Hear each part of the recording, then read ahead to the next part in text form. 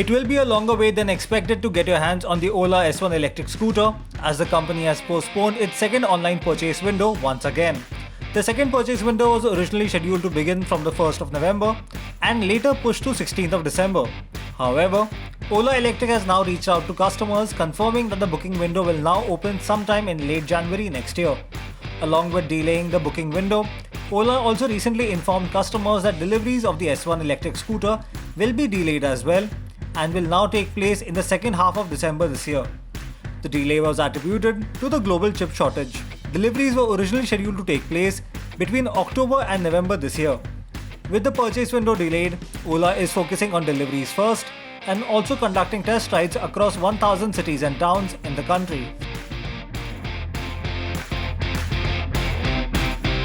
Volkswagen Passenger Cars announced the start of production of the new Tiguan facelift in India. The 2021 Volkswagen Tiguan makes a comeback to the country in the updated avatar and is being locally assembled at the automaker's Aurangabad facility in Maharashtra.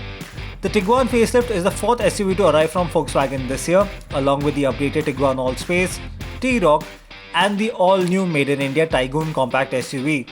Based on the MQB platform, this is the 5-seater version of the Tiguan. The model drops the diesel engine in favor of the 2-litre TSI petrol motor.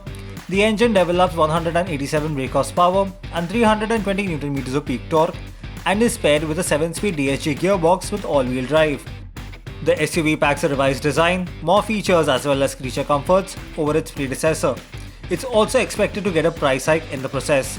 The Volkswagen Tiguan facelift will compete with the Jeep Compass, Citroën C5 Aircross, Hyundai Tucson and the likes in the segment. Royal Enfield has commenced the local assembly of its motorcycles as completely knockdown kits at the brand's new facility in Thailand. Set up in partnership with GPX, this announcement is a significant boost to the company's business in Southeast Asia and further reiterates Royal Enfield's commitment to the Asia-Pacific region. With the Thailand facility, Royal Enfield now has 3 local CKD plants located in Argentina and Colombia in Latin America and now in Thailand. The bikes are built and exported from the company's 3 manufacturing facilities located in Chennai in India. In addition to catering to consumers in Thailand, the new assembly unit will act as a distribution hub for all other countries in Southeast Asia, including Indonesia, Vietnam, among others.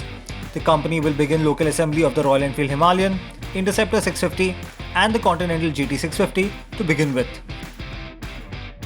We simply love hearing from you. So your comments and feedback are important. Subscribe to our channel, react to this video, and of course, watch our other videos too.